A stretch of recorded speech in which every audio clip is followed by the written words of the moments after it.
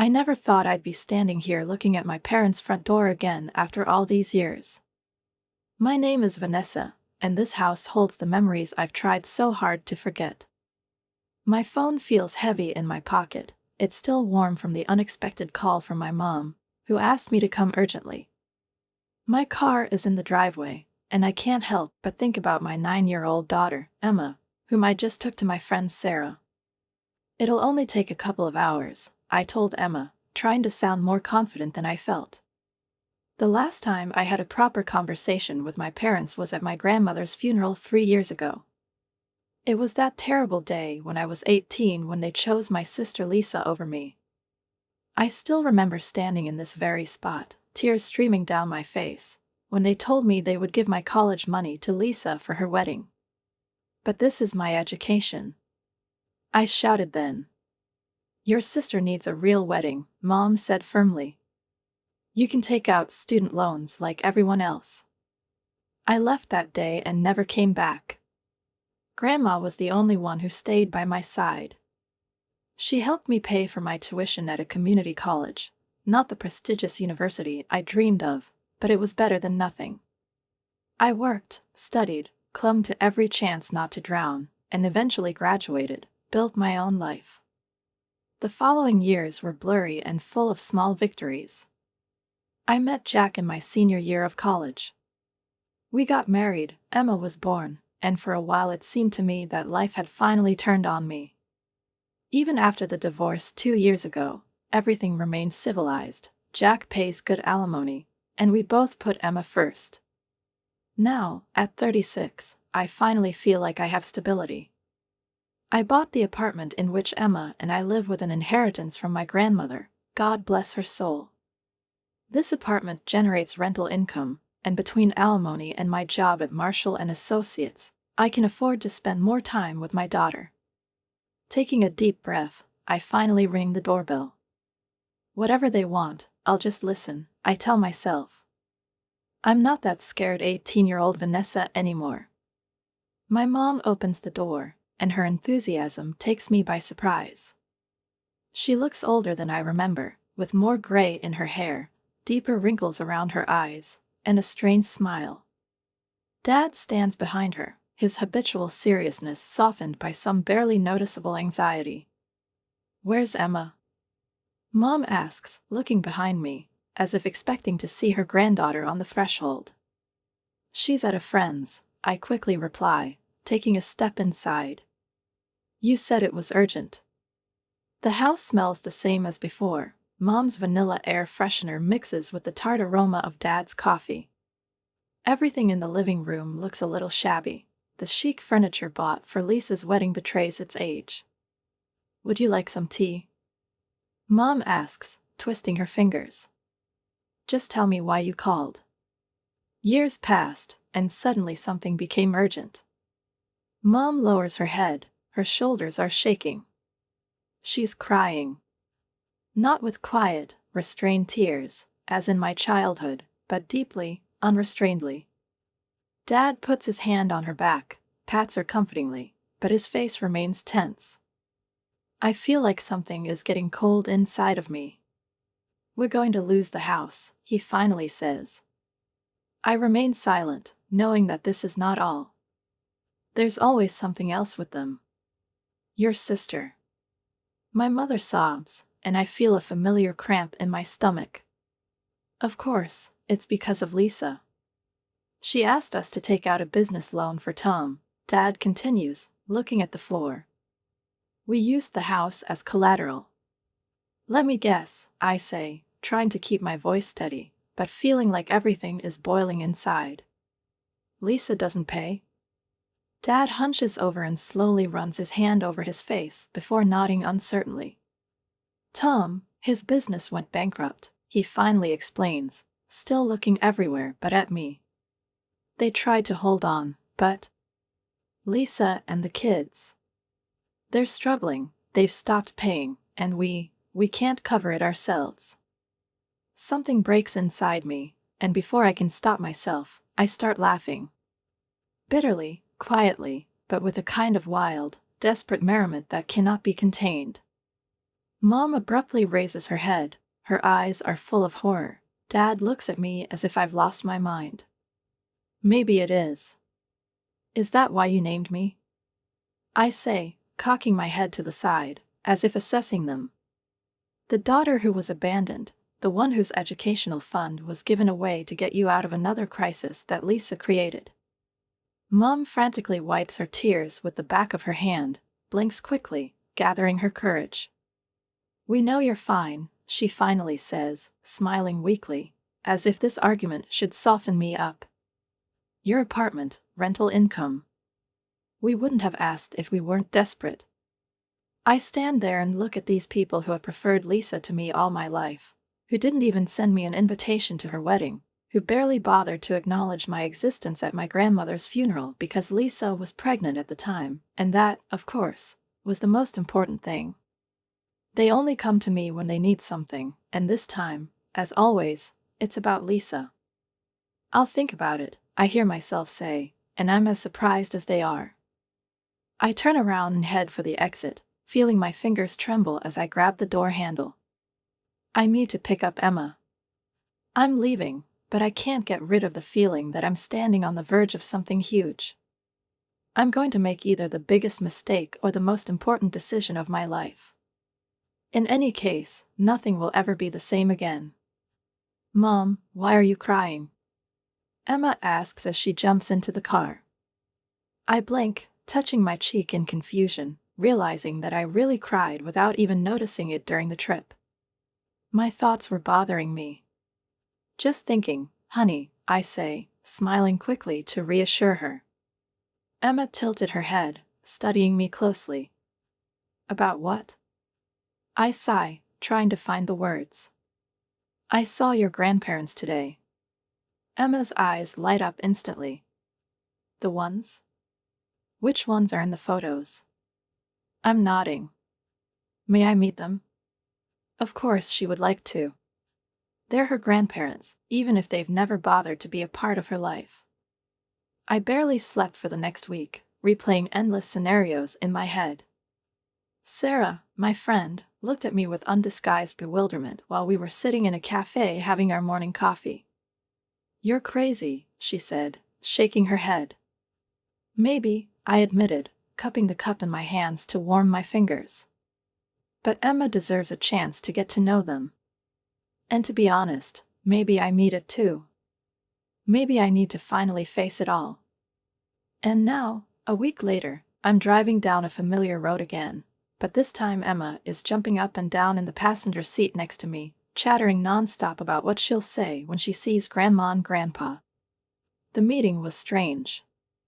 Mom started crying again, and Dad looked awkward, like he didn't know what to do with his hands. Everything changed when Emma suddenly ran up to them and wrapped them in a strong baby hug. They froze, as if they didn't understand what was happening, and then I saw something unexpected in their eyes, real joy.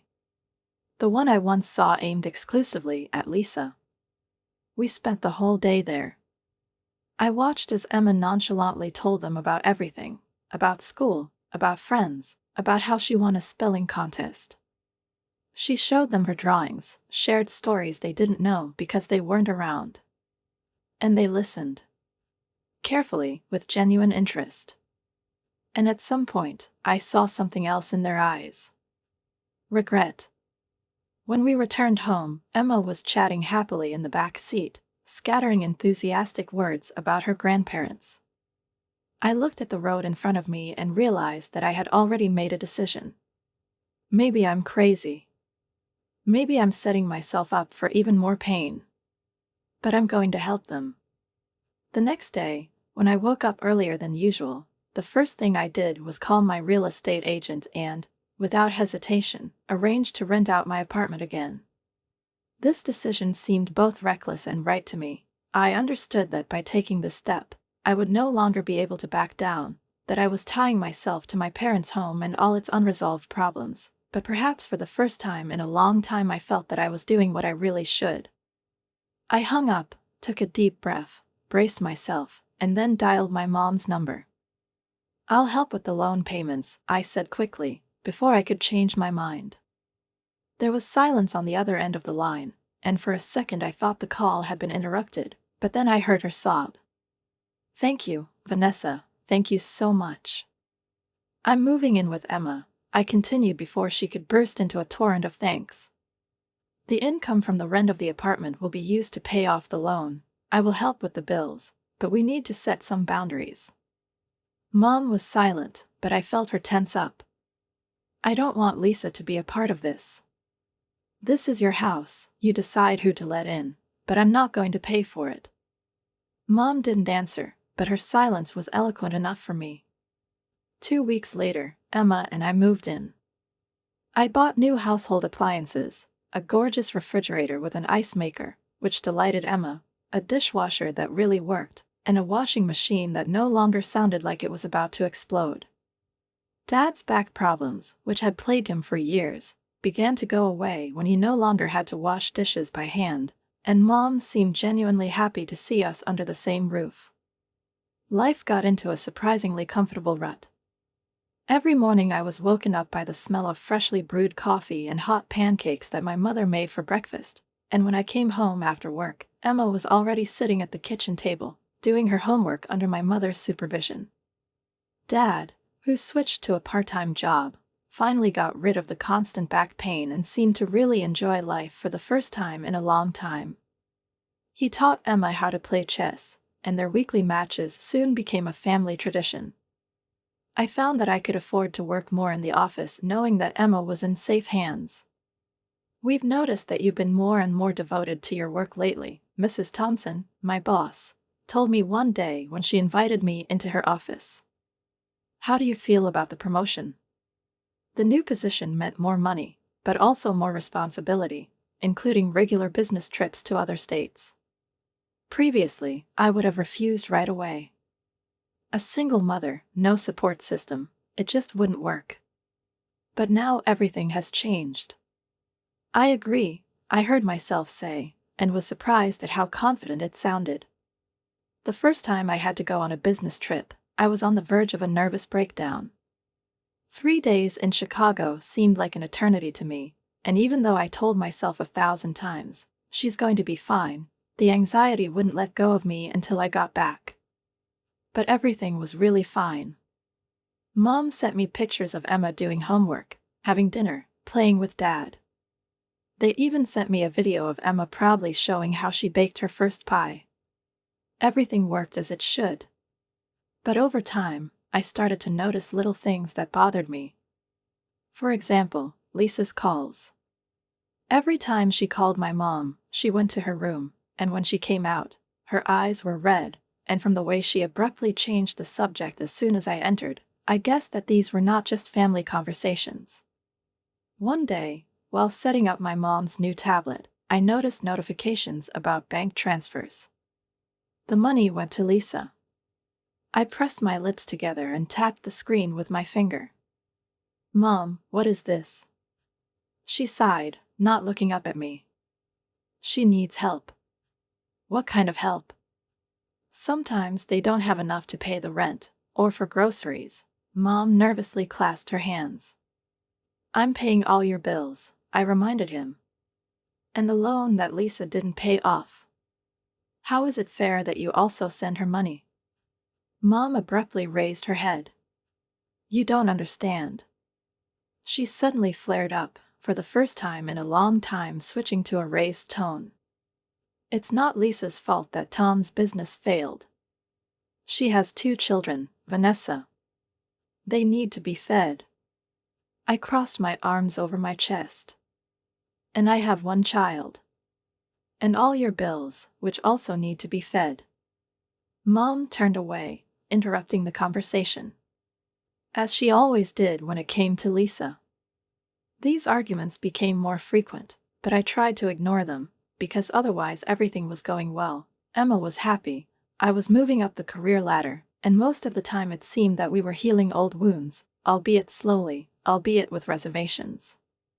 Sometimes it even seemed to me that this house, once filled with nothing but pain and resentment for me, was beginning to become something like a real home. One day, after several glasses of wine, Dad suddenly said something I never expected to hear. We made mistakes, he said, without looking up from his glass. I froze, not knowing what to say, because those words were too meaningful, too important, and I didn't want them to just disappear into thin air. I know, I finally said. And maybe for the first time in my entire life, he actually heard me. I wanted to say more. I wanted to ask why. I wanted him to finally say out loud that he preferred Lisa to me, that back then, many years ago, he also understood that it was wrong, that when I screamed in tears, begging to leave me my own money for education, he knew which makes a mistake, but chose it anyway. But Mom quickly changed the subject, talking about Emma's upcoming school play, and the moment was lost. 3 years have passed. Emma turned 12. She looked more mature every day, and sometimes I found myself looking at her and couldn't believe how quickly time had passed. I got used to my new role at work. I traveled every few weeks, but I always returned home to a happy daughter. Loan payments were stable. The bills were paid. Life has finally acquired the stability I'd been striving for so long. And then that Tuesday came. I remember it was Tuesday because I had just closed a big deal in Phoenix, feeling like I was on top of the world, and boarded an early flight home, determined to surprise Emma. But instead of my daughter's joyful exclamation, instead of the usual warm, familiar home, chaos greeted me. I heard voices in the driveway. There are too many voices. Too loud, too unfamiliar. When I opened the front door, I stepped right into the mess. Lisa was sprawled out on my parents' couch, the one I'd just pulled over last month, her legs casually thrown over the armrest, and 2 children were sitting next to her, a boy and a girl whom I recognized from photographs but had never met in person. Suitcases were scattered around the living room, children's clothes were everywhere. Lisa was typing something on her phone, not even looking up when I entered. "Oh," she said lazily, and the tone of her voice sounded like I was trespassing. "Look who's here." And that's how I realized that everything was going to change again. But this time, I wasn't a naive 18-year-old girl, and I wasn't going to let history repeat itself. I slowly put down my bag and took a deep breath, feeling my blood boil in my veins. "Lisa," I said flatly, "what are you doing here?" She stretched lazily, as if this conversation was tiring her. "I left. Tom, he's a total loser." I stood there, still holding my work bag in my hand, and tried to make sense of what I had heard. "You left," I repeated slowly. "And what does that mean?" Lisa shrugged her shoulders as if it was the most insignificant question in the world. "So now we're going to live here." I blinked at him. "Here? In the house where I pay all the bills and the loan that you haven't paid?" Lisa crossed her arms over her chest, and annoyance appeared on her face. "Oh, that's it. Miss Perfect with her money and her job. Some of us have real problems, Vanessa. Real problems."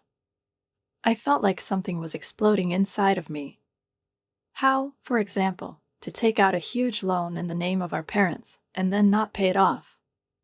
"Girls, please," Mom finally found her voice, but it sounded shaky, as if she had already given up in advance. "We're a family. We need to stick together in times like this." I laughed briefly, feeling the familiar bitterness rising inside. "How convenient," I said, cocking my head to the side. "It's funny how family becomes important when you need something. Where was that family spirit when you gave my college money?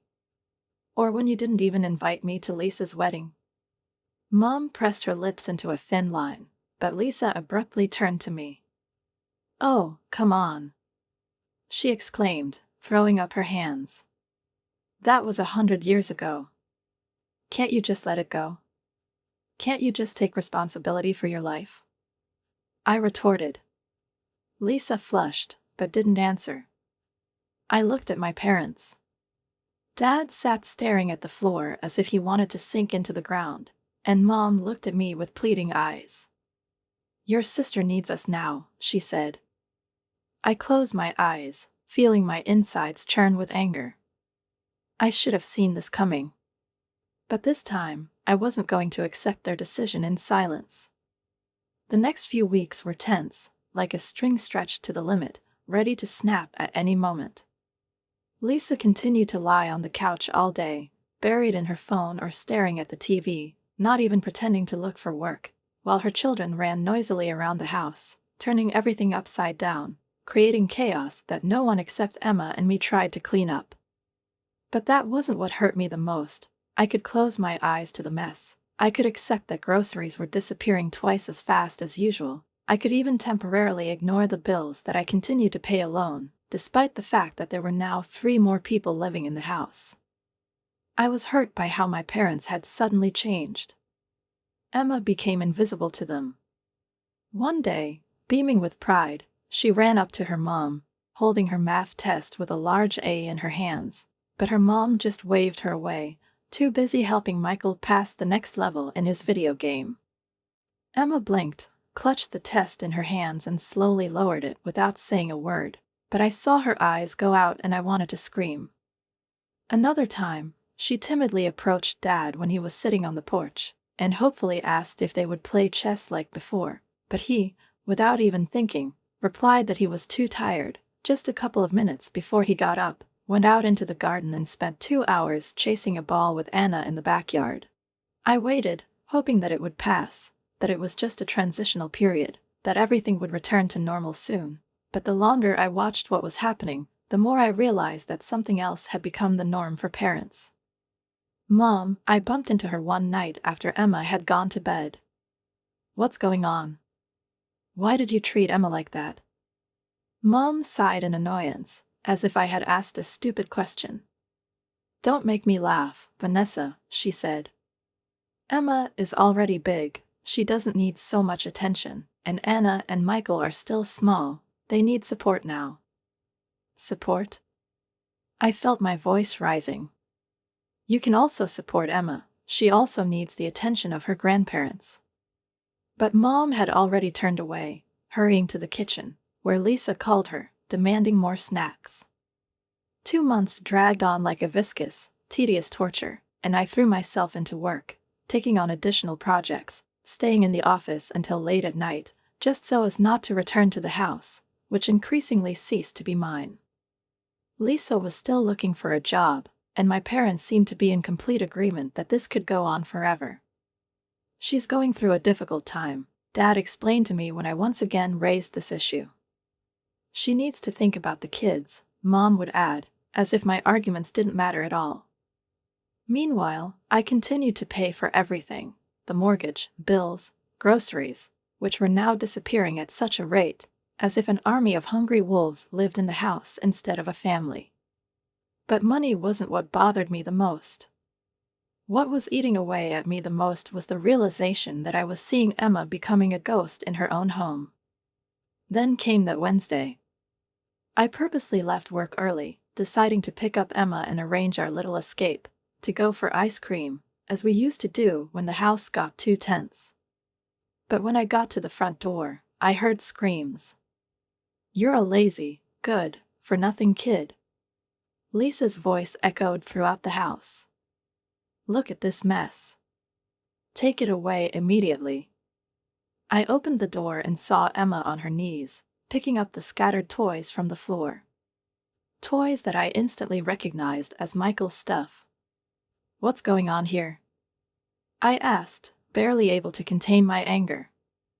Lisa lazily turned to me, crossing her arms over her chest.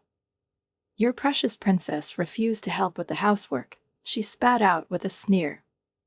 She thinks she's too good to clean up after her cousins. I looked at the toys.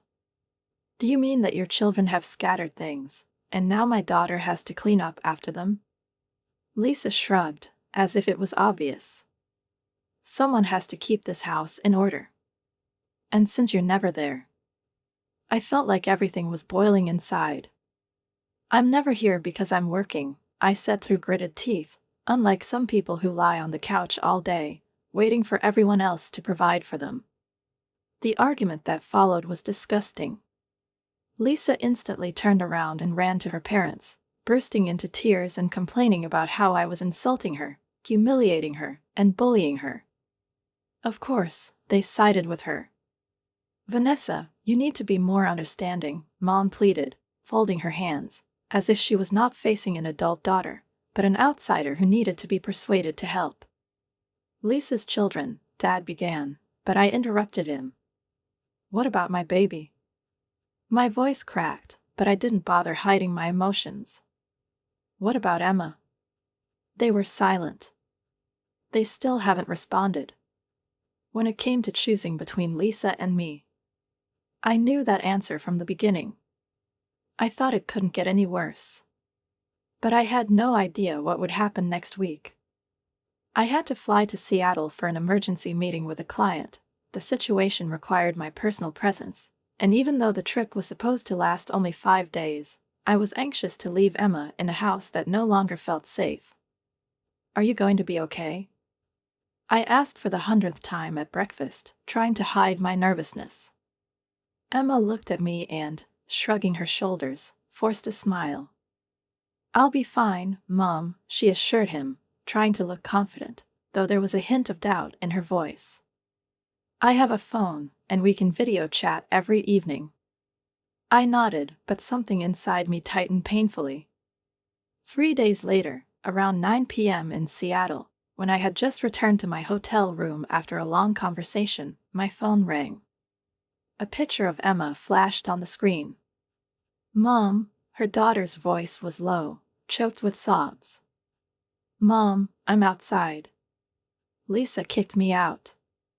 I froze. "What?" I whispered, feeling my heart start pounding. She said I was at her house, but now I'm not going back there anymore. I'm on my way. I only have my phone. I didn't know what to do. The world stopped spinning. My 12-year-old daughter, alone at night, on the street. With shaking hands, I dialed the number of Sarah, my best friend, who lived nearby. "Sarah, please, can you pick up Emma? It's near my parents' house." "Of course, I'm on my way," she replied immediately, without any questions, for which I was eternally grateful to her. Then I called Lisa. On the 5th ring, she finally answered, her voice sounding annoyed, as if I had interrupted her rest. "Oh, well, did the princess call you?" she drawled with a sneer. Maybe now she'll learn not to be so stubborn. She's always arguing, always thinks she's the best. I hung up because if I had continued listening, I probably would have said something to her that I would regret later. I immediately called my mom. She answered almost immediately, and even for a second I allowed myself to believe that she was worried, that she cared. "Your granddaughter is outside." My voice was cold and firm. "Did you know that? Did you see Lisa kick her out?" There was a pause on the other end of the line. And then Mom spoke, and her voice was hard, alien, like I'd never heard it before. "Maybe it's better this way, Vanessa. Maybe you and Emma should look for another place to live. You don't fit in here anymore." That was the moment when everything became very clear. Some things never change. Some people never change. I took a deep breath, clutching the phone in my hand, and calmly, without anger, just answered with icy clarity. "You're right, Mom. We're not right for each other. We never got close." Then I hung up, logged into the airlines app, and booked my first morning flight home. It was time to end this cycle once and for all. The flight home was the longest 5 hours of my life. Sarah sent me messages every half hour updating me on Emma, but I couldn't calm down until I was next to my daughter, until I hugged her, until I was sure she was really safe. When I finally got to Sarah's house at 3 in the morning, Emma was curled up on the couch, sleeping, and even in her sleep there was sadness on her face, and there were still traces of dried tears on her cheeks. "She told me what happened," Sarah whispered as I knelt next to my daughter, gently running my hand through her hair. "Vanessa, it's worse than you think." I looked up, and my heart sank at her words. "What do you mean?"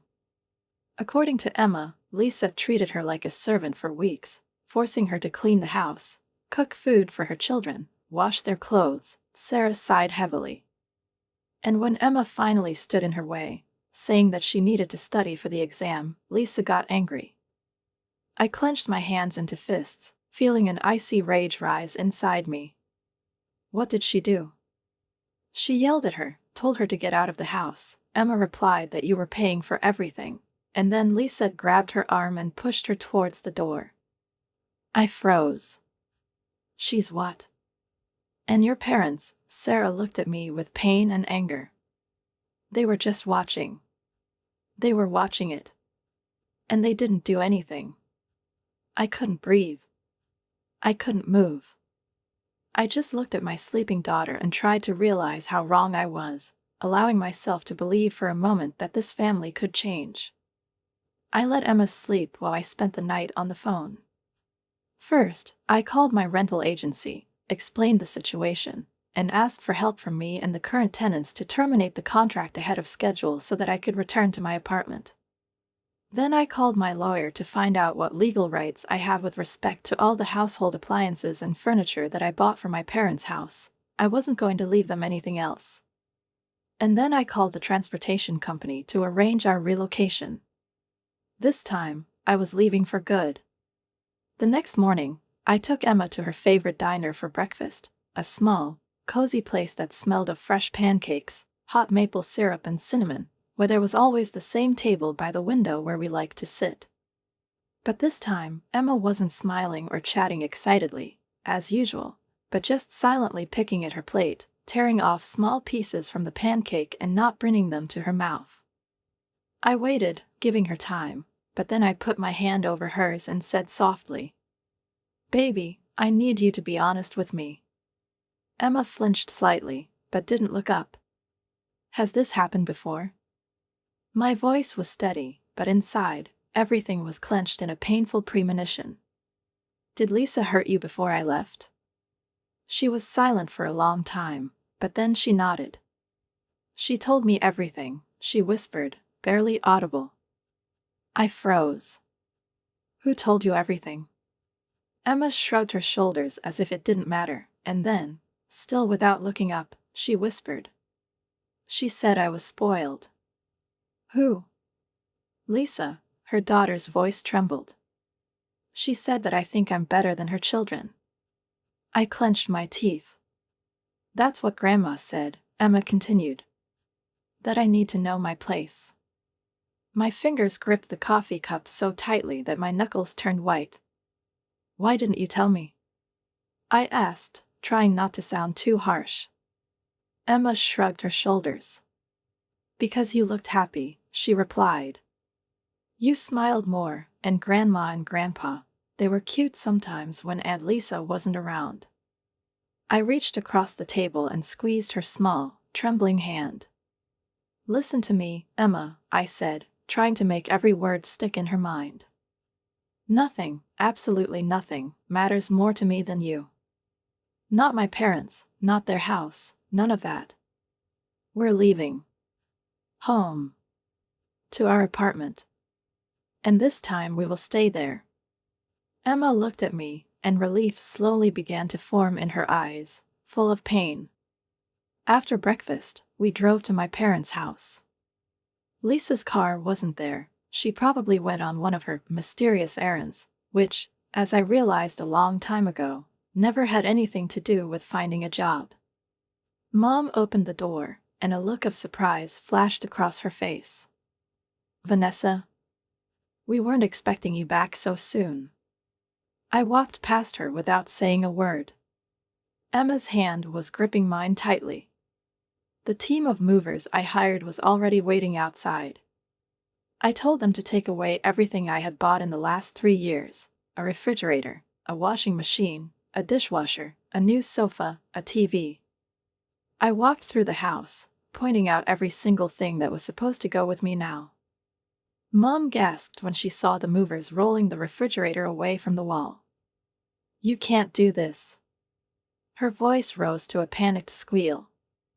I turned to her, pulling papers out of my bag. "Actually, I can," I replied calmly, handing the movers proof of purchase of every item in this house. It's all mine. Dad returned home while the movers were working. He stood in the doorway and silently watched them dismantle the entertainment system that I bought him last Christmas. Vanessa, he began, but I interrupted him. Don't, Dad. He looked away.